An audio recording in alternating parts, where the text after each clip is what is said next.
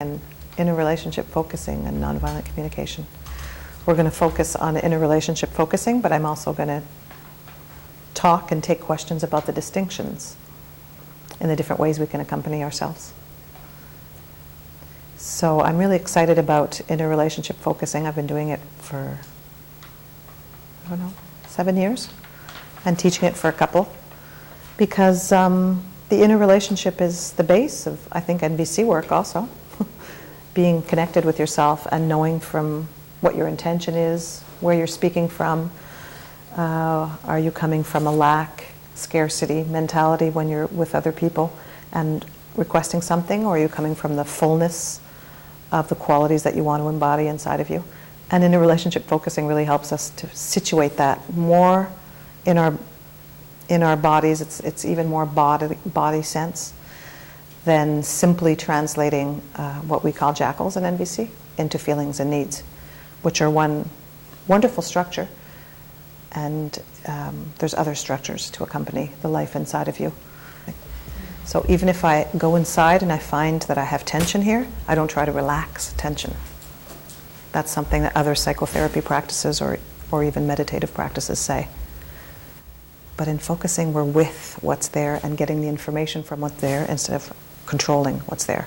So I don't tell that place, okay, relax, you're tense. Because we have an attitude of curiosity. There's tension here. But there's so much more behind that tension. If I can sit with it and start describing that tension and say hello to that tension, it brings me into my golden thread of awareness, and there's something else under it, and there's something else under it, and it moves. And that's self-connection in a relationship focusing. So it's not about controlling ever our experience, even forcing ourselves with will to do whatever. It's not a will-based process. It's opening process to whatever you find, and then sitting with it. So that's what we're going to be practicing. Inner relationship focusing is a whole structure to be in the present moment.